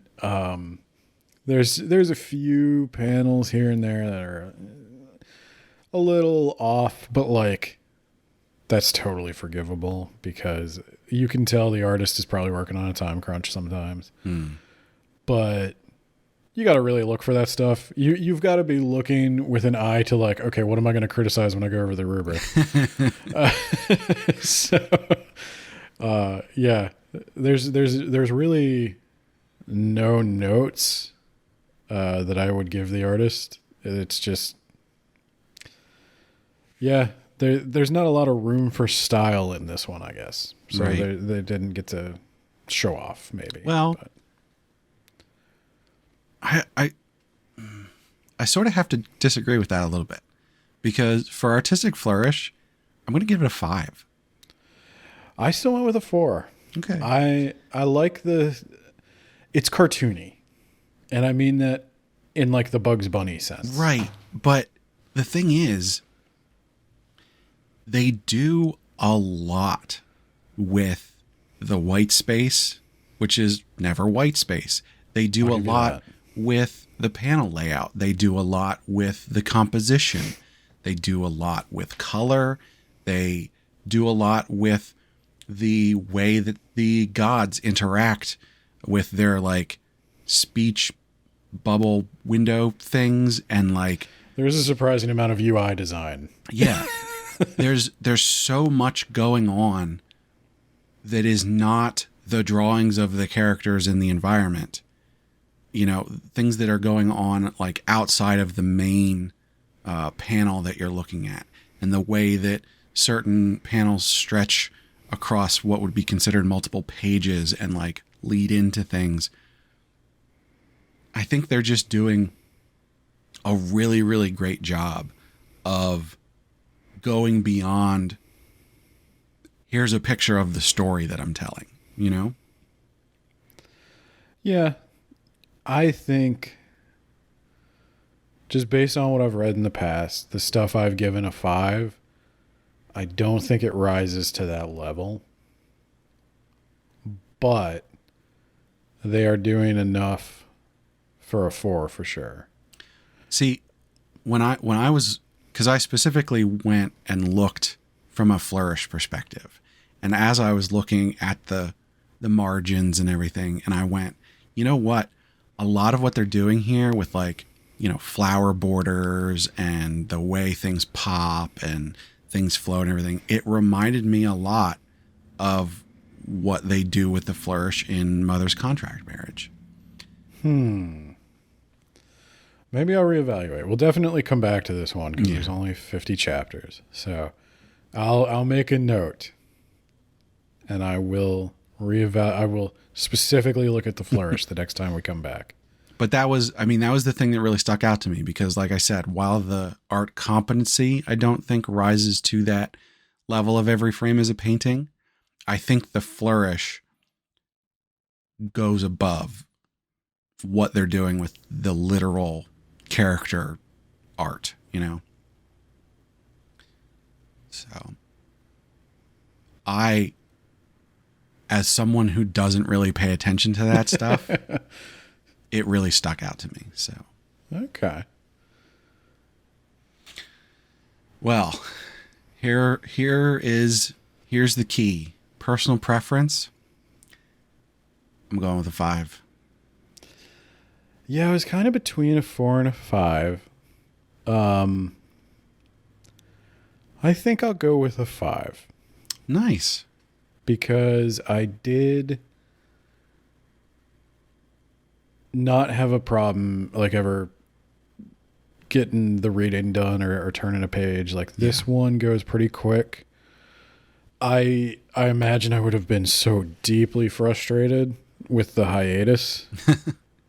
So there was something interesting with this, and this is how I knew it was definitely a 5, because I had originally started reading this and I got really into it, and then I think it was like chapter 22 where the original place where I was reading it stopped for a while, and I hadn't read it for a while, and then I saw like a new release of it, and that release was at like chapter 40 something. And I was like, okay, I'll mark this. I'm definitely going to come back to it. I really like this, but like 20 chapters is a lot. And generally speaking, I have to be really into something to sort of binge a whole lot at once. When this was the series that was decided on by our patrons, I started reading it again, and I read chapter 23 to 50, whatever, in like a day and a half. I just blew through it because I got back into it and I was like, this is, I love all of this. I'm going to keep going with this is great. For whatever it's worth, for anybody else who is also caught in this like storm right now, this kept me from playing Baldur's Gate for 3 hours. So. So yeah, this is definitely up there for me on personal preference. As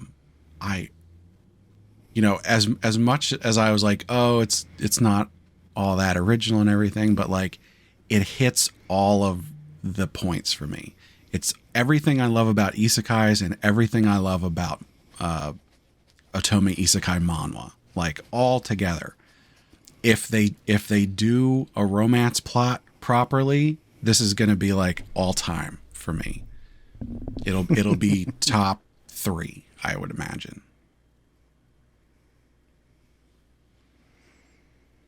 Recommendation strength. I think I'm going with a 4 on this. Going with a 4 only because of all the meta humor. If you don't know like the isekai, the romance games, or if you don't have some knowledge of this, if you're just like, if I plucked one of my friends off the street who is not into any of this stuff, not even into like K-pop, and showed him this, I don't think they'd really know what was going on. Yeah. That's the only thing that says like it's a strong recommendation to most people, is like, I feel like a 5 has to be both really solid and also really accessible. Yeah, and that's the thing. Like, I feel like most of the series that we're going to cover are never going to come to a 5 on recommendation strength, just because like so many of them, while being really good, are also very Otome Isekai heavy, and you sort of miss out on a lot of it if you're not a genre fan. And so it comes to the point where it's like, can't really recommend this to people who aren't Otome Isekai fans. So I think we need to make it very, very clear that when we give a 4 on recommendation strength for these, we're basically saying, if you read any other Otome Isekai, read this one. Yeah. I think it might be interesting to reach out to the Discord and the subreddit and see like, what do people think the starter Otome Isekai is? Yeah, that's a good point. That I don't know that we've. Yeah, because I mean, I'm coming at it from a point of you're kind of guiding it. Yeah. You've told me a lot about these things outside of it. I do read romance novels for the other podcast. I do have some familiarity with like mobile games and anime and at least those tropes. Mm-hmm. I'm thinking very specifically of I have friends who are women who are mostly like, for whatever reason, this is who I tend to think about when I want to recommend this. Very academic. They're like, I have friends who have their PhDs who I think partly because they have their PhDs, they're like the only people I know who like had 10 years where they just couldn't have time to do any of this stuff. Who like, I think they would like some of these, but I gotta think of all the stuff I'd have to explain to them. And it's like, well, would they want to do it? And, so yeah, that's what I'm really looking for with a general audience. And maybe that's a recommendation people can give us is like, well, I mean, all of our listeners, they should think about this. Jump on our Discord, give us a recommendation. You can send us an email, Isekai Sensei-Sama @gmail.com. Give us a recommendation. Jump on the website, leave a comment to give us a recommendation. We want to know what the very best intro manhwa would be. Beginner level manhwa to say, you read this and you will then know about Otome Isekai manhwa. Yeah. And then you can read the rest of the ones that we're recommending. Imagine you're talking to somebody who had like Sailor Moon. Like they watched anime back then, but then checked out for 10 years. Right. Well, all right. That'll do it for our scores. So we just got to add these up now and let's see where we're at.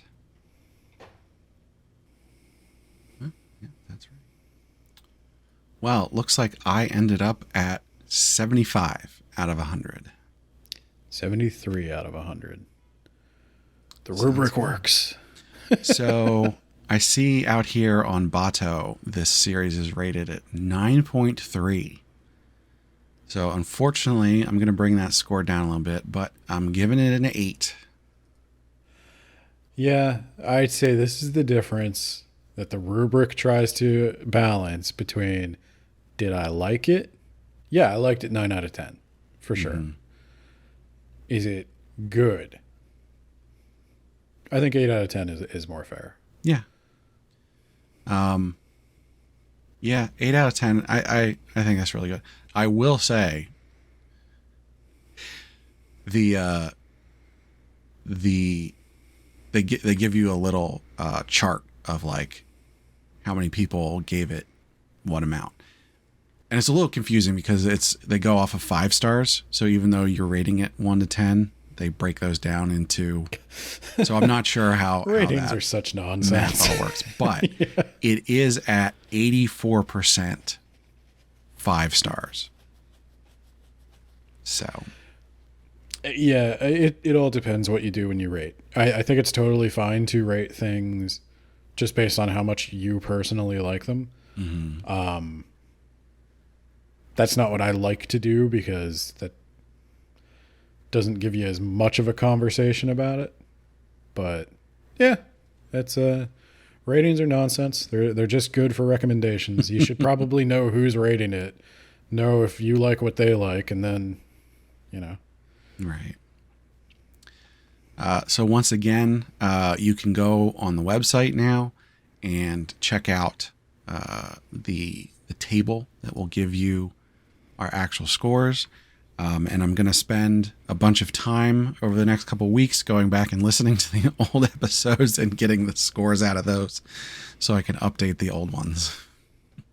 Which I should have been doing since we started the rubric. But that's also going to allow us to very easily go back and see which ones we didn't do the rubric for, because we're going to have to redo those at some point and give those a score. And then when we do a recap episode at some point, we'll be able to compare our scores easily. Let us know which academic journal we can publish our findings in. So that'll do it for the perks of being an S-Class Heroine. I think I'm having a really good time with it, so I'm looking forward to where that's going. But now it's time to pick the next series. So if you were paying attention, you'll know that we put a poll up on Patreon for our patrons to pick out of 3 choices which series we should cover next. Last month, I guess, our choices were between this, Perks of Being an S-Class Heroine, Becoming the Dark Hero's Daughter, and Beatrice. We did have one person vote for Beatrice. Apparently, there is some kind of controversy around that, which I didn't really get into. I didn't want to spoil that ahead of time. Oh no! But I really like Beatrice, so I don't know what's going on there. I think some people were saying there's like some problematic stuff in there, but I was like, in Otome Isekai? Yeah, No. Can't be. So, Ben, I'm going to leave it up to you if you want to just pick one and keep those other 2 choices, or if we should pick 3 completely new ones. So, refresh my memory. Did the other 2 choices get votes? Yeah, so Perks of Being an S-Class Heroine got the most. Beatrice got 1 vote. Nobody voted for Becoming the Dark Hero's Daughter. Well, I'd say put Beatrice back up. All right. Give it another shot. And then, yeah, do I just get to pick 2 more?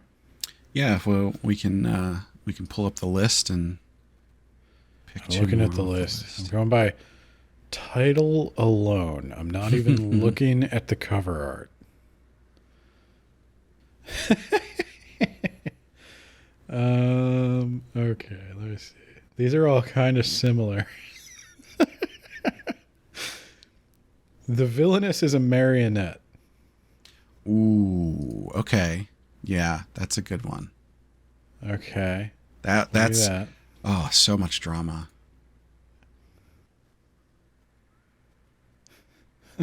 If we want to give it a little bit of a spread, what I would recommend The Precious Daughter of the Greatest Martial Arts Villain, which there you go. is a lot of wuxia stuff. There we go.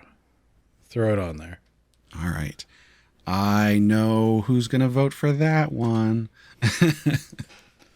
I don't. So just a reminder, that poll will go up when I release this episode. It'll be up there for a week. And you can go on our Patreon and you got to join. I hope the tiers are good enough now that people can join to vote on this.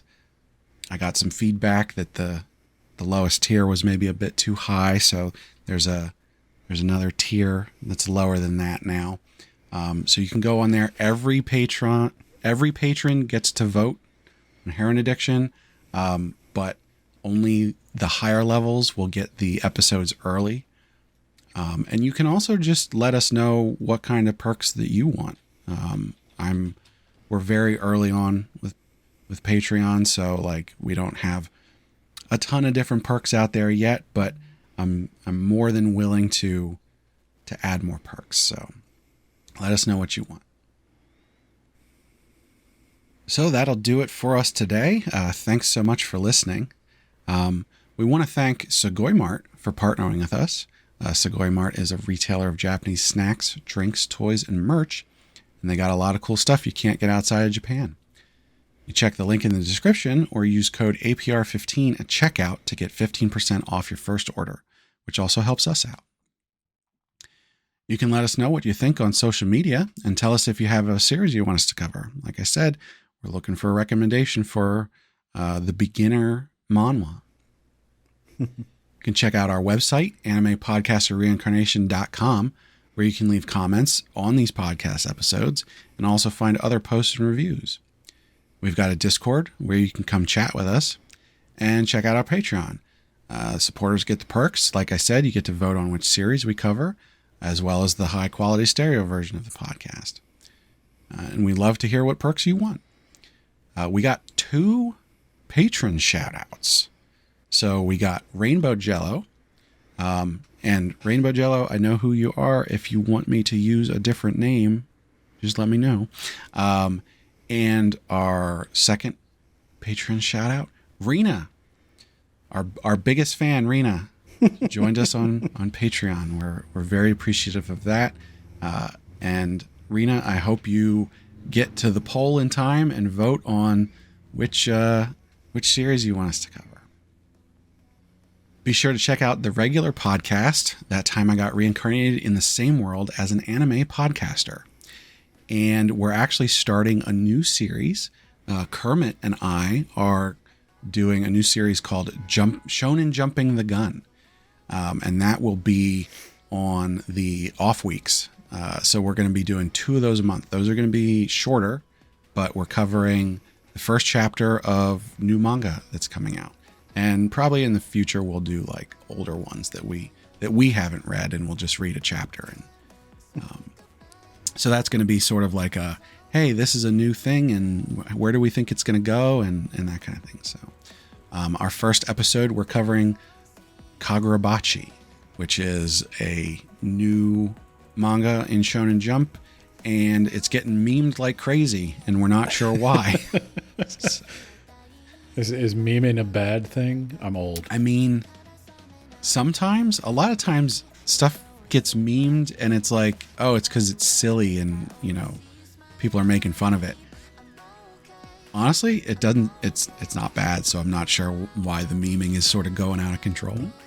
Maybe it's just free attention. And if you can't get enough about Ben reading things, make sure to check out his other podcast, Words About Books. Covering anything fun recently? It's spooky month. Oh, yeah. Ben's Horror Bullshit Month. By the time this comes out. And I think the first thing we're going to be doing, I wanted to focus on body horror this month. Okay. Free freaks out there. And we're doing The Hellbound Heart, which Hellraiser is based on. And then I think we're actually going to watch Hellraiser. Because it's a book podcast, and I've decided that counts. Well, hopefully you thoroughly traumatized me. I'm trying, but I think he actually liked it. Well, once again, thanks for listening. We hope you had a good time. Now, I must go see a man about a manhwa. 'Cause I'll see you again. 'Cause I'll see you again. All right, I wonder if there's a pronunciation for this. Let's see. Is this a real name somewhere? The alliette was a component of 13th century knightly armor. It says ailette in the French pronunciation. That makes me wonder, because her nickname that people use is AIL. So how are you supposed to pronounce that? Ale. I don't know. I was telling one of my Indian friends this the other day. I was like, whenever I used to speak French. Like, I passed a college interview in French. I actually had a conversation. And Japanese has like somehow like overwritten it. Now whenever I reach in my brain for a foreign language, it's a mixture of like my favorite Japanese word and my favorite French word. And yeah, so in Japanese you would pronounce that ailette. But How would you pronounce it in Korean? That's the real question. I have no clue. I'm trying to think if there's anybody else. And I guess mentioning. Fenrir. Except Yeah, that's an easy Heath one. Fenrir. Heath Fenrir. So he's from the. I mean, so he's from the Heath. He's from the Wolf Heath. It is kind of weird that they're all French, but like he's Norse. But that's good old fashioned Korean. Europe's all Europe. Does this world even have a north?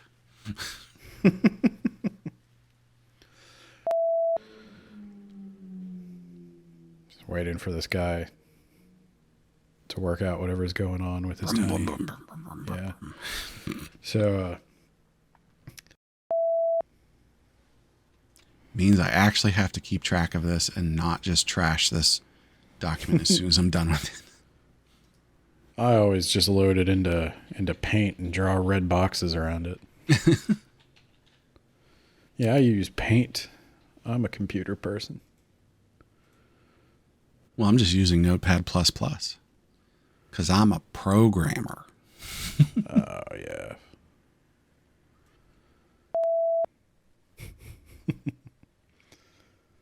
I hope people get that. Have you heard that? I've got to go see a man about a horse. Oh, yeah, yeah. No, that's what I thought you were referencing. I have an illicit business deal.